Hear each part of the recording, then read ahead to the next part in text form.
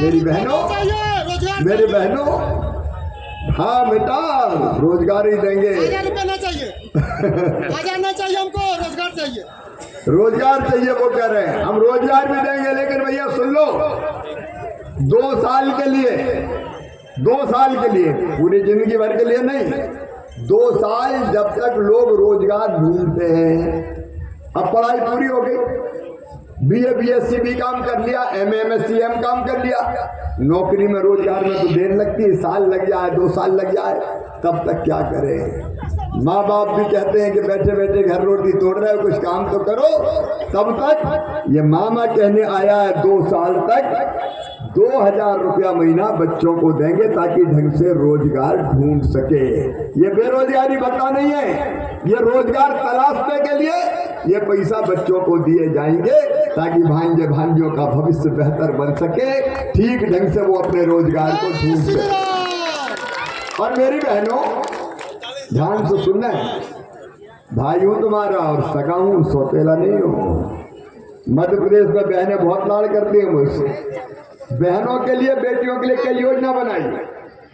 एक बनाई लाडली लक्ष्मी, क्योंकि बेटियां जब जन्म लेती थी तो माँ का चेहरा भी उतर जाता था।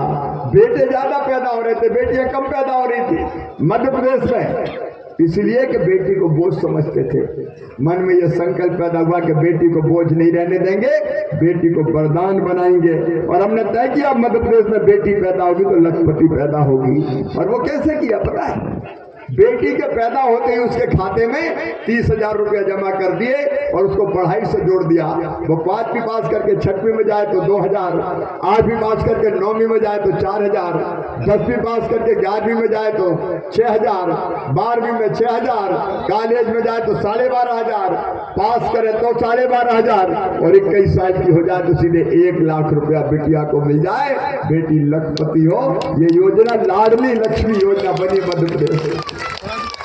आज मंजू 50 लाख लाडली लक्ष्मी बेटियां मध्य प्रदेश की धरती पर है। भारतीय जनता पार्टी की सरकार बहनों की आंखों में आंसू नहीं देखना चाहती, बेटियों को उदास नहीं देखना चाहती, तुम्हारा जीवन भी कैसे बेहतर बने। और इसलिए कई योजना बनी, आज उसको बताने का समय नहीं है, लेकिन मध्य प्रदेश में एक योजना बनी, लाडली बहना योजना।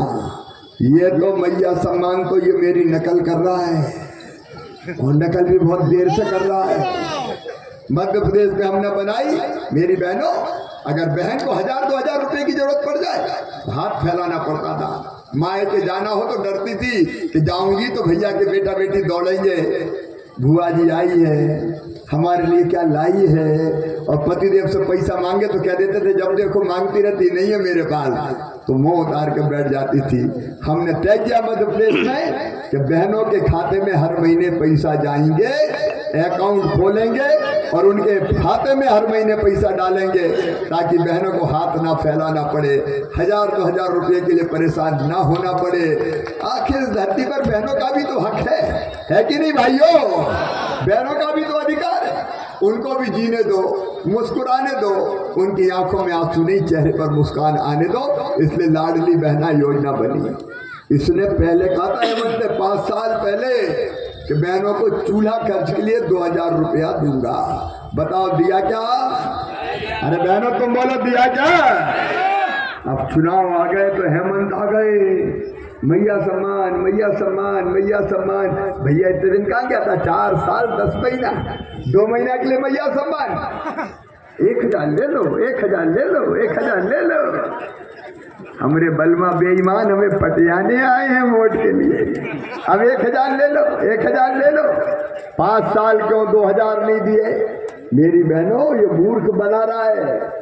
आज मामा कहने आया है, तुम्हारा भाई कहने आया है, जहां जहां भारतीय जनता पार्टी की सरकारें हैं, छत्तीसगढ़ में हम पैसे डाल रहे हैं, महाराष्ट्र में हम बहनों के खाते में पैसे डाल रहे हैं, उड़ीसा में हम बहनों के खाते में पैसे डाल रहे हैं। और यहाँ भी सरकार बनने दो मेरी बहनों, सरकार बनते ही उसी महीने से बहनों के खाते में 2100 रुपया डालना शुरू कर दिया जाएगा। हर महीने 2100 रुपया। कितने रुपया डाले जाएंगे बहनों? भाइयों तुम भी बता दो कितने डाले जाएंगे? अच्छा, बहनों के खाते में पैसा डालेंगे तो गुस्सा तो नहीं होगे ना? मेरी बहनों 2100 रुपया डाले जाएंगे और तारीख भी तय कर दी है मंजू जी। तारीख तय, ऐसा नहीं बोल रहे हम, हर महीने की कितनी तारीख को पैसा आएंगे खाते में? 11 तारीख को। अभी रट लो, नहीं भूल जाओ, तारीख नोट करना, उस दिन बैंक देख लेना चेक करके कितनी तारीख को आएंगे। और जोर से बताओ कितनी तारीख को? मंजू 11 तारीख को बहनों के माथे पर तिलक लगाने के लिए तैयार रहो। जीतो, सरकार बनाओ और बहनों के खाते में पैसा, बहनों की जिंदगी संवारना है, उनकी जिंदगी में खुशहाली लाना है। और एक बात और, अभी तो ये लाडली बहनाएं, गोगो दीदी योजना, आगे मोदी जी की योजना है लखपति दीदी योजना। हर बहन को लखपति बनाना है, काम धंधा शुरू करवा के सेल्फ हेल्प ग्रुप के माध्यम से। अच्छा, एक बात और बताओ, काम की बात कर लेते हैं, टाइम ज्यादा नहीं है। हेमंत सोरेन ने पक्के मकान दिए क्या गरीबों को? यहाँ ऐसे कौन कौन भाई बहने जो कच्चे मकान में रहते हैं, हाथ उठाओ जरा। कच्चे मकान वाले, अच्छा बताओ, इनके पक्के मकान बनना चाहिए कि नहीं? जोर से बोलो ना। अरे नेताओं के तो बड़े बड़े बंगले बन गए, ये गरीब कहाँ जाए? अरे बड़ा ना हो लेकिन छोटा सा तो पक्का मकान बन जाए, जहाँ सर्दी में, गर्मी में, बरसात में अपने बच्चों के साथ माता पिता रह जाए। मेरी बहनों, मोदी जी का संकल्प है। और मामई मंत्री और विभाग का ग्रामीण विकास भी मेरे पास, केवल कृषि मंत्री नहीं, ग्रामीण विकास मंत्री भी। आज मैं वचन देने आया हूं, विभाग मेरे पास है, जिनके कच्चे मकान है सबको पक्का मकान बनाने का पैसा दिया जाएगा। ताली जरा जोर से बजाओ ना। उसका सर्वे होगा।